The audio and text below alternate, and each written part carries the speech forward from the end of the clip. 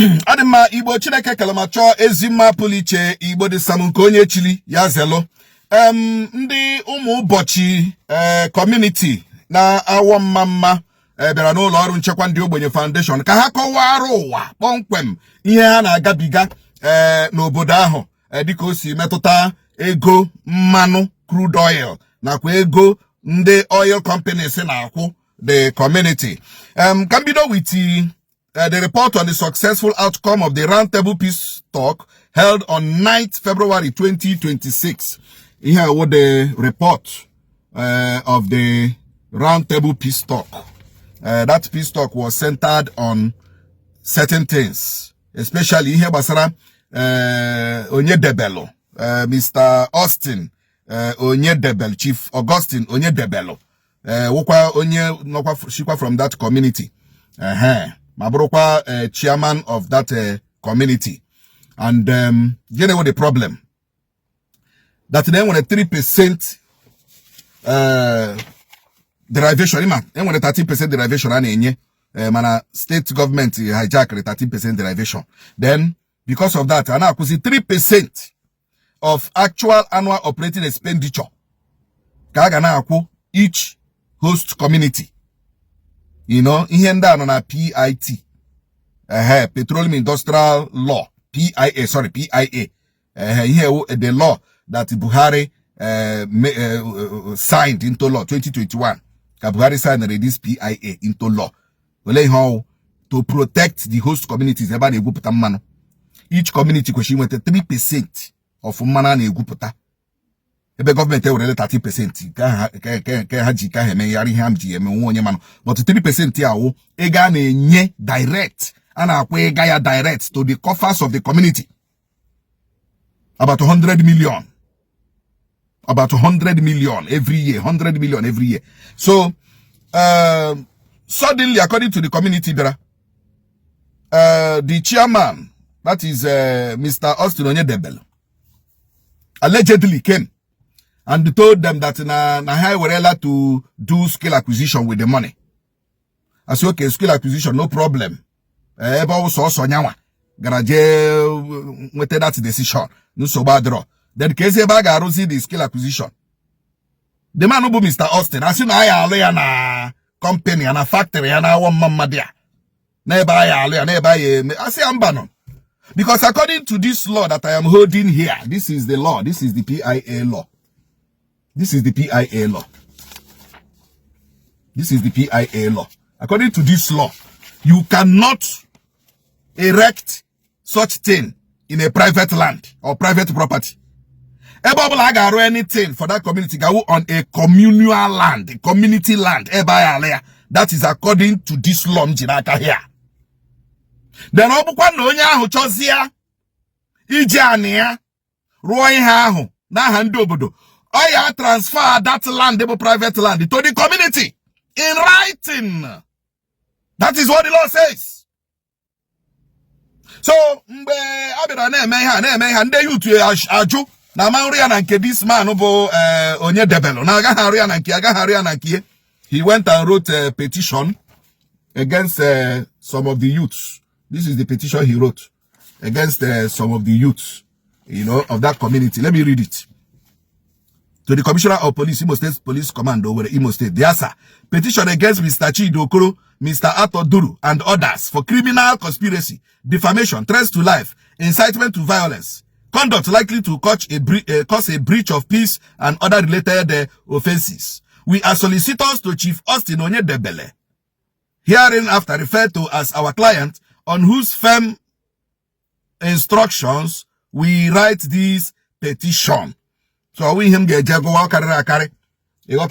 So because the community draw na haga like that kind of thing, you know, because peradventure na aro that skill acquisition oil company na wete gie na property ya bo Mr. Austin ahụ aro ya na nkie. Of course onwe ihe kwuru n'ụwa ebe ọ sọrọ gị buru ego liburu bigasị gị onye nwaanị isi na ọya nwaanị, which means onye nwaanị nwe ihe alụ n'ime ọ bụ ya ka ọ bụrụ ya, ọ bụ ya nụ. That is why the community says no. You got to go? No, they said no, Danagariana here. See Royana community land.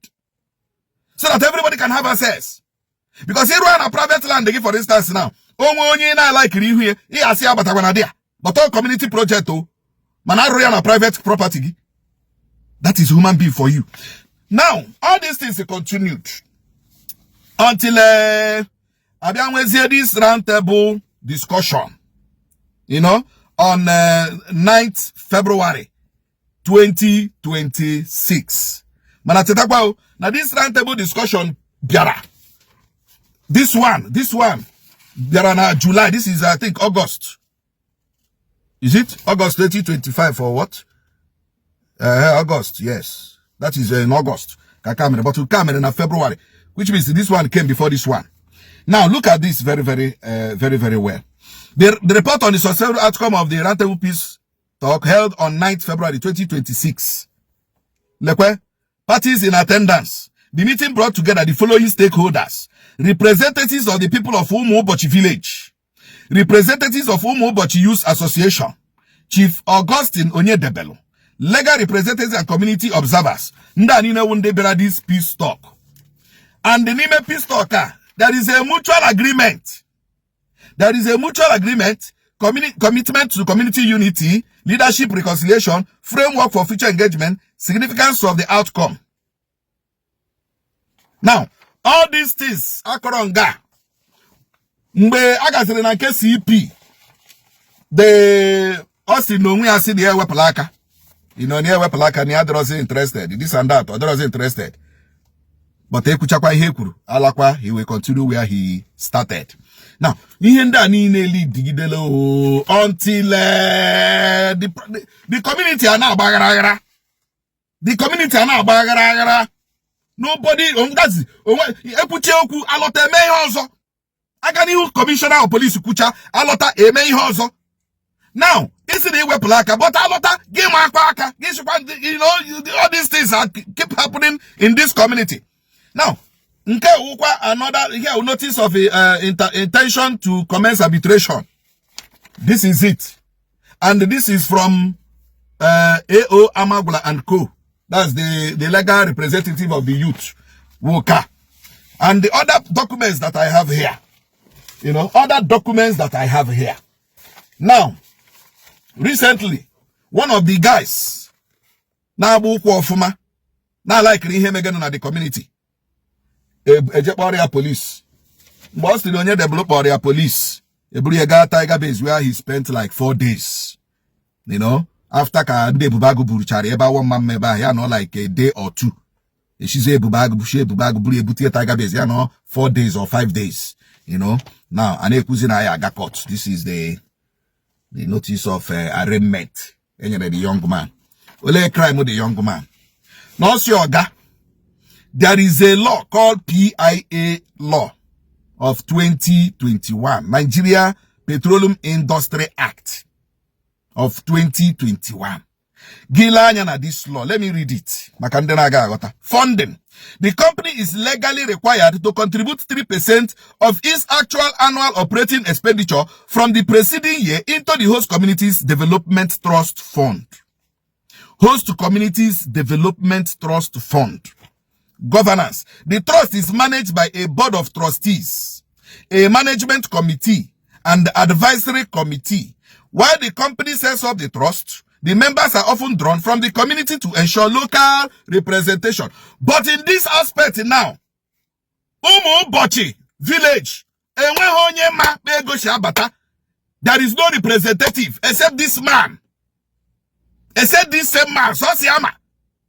And one representative, and one committee. In such a situation, each community, like stated in the law, like stated in this law, each community, each kindred must to have a representative in the committee. So that but no more but village. One person. One person make everything around Umobochi village. One person. Something that God gave the community. Something that the Chileke Jack here near the community. One person is controlling it, doing it anyhow. gi kwuo ye bruta ya kpọrọ ndị ebubago gi kwuo ye jiri tiger base buru gi. And this same man now Isobadek chairman. This same man from Umubocha villager. Oh, we are Isobadek chairman. Oh, the Isobadek chairman. Oh, we are when you in charge of 30% derivation fund. Imo State as Isobadek chairman. Now 3% in that community, host community. Or when the community other communities which is Ikeha, Ufoda roll ahia, Ufoda roll this maternity, Ufoda roll Uzo. But on webe haroro no more but village. On webe haroro no more but village. Now one mama. Yet we have a law. Yet we have a law.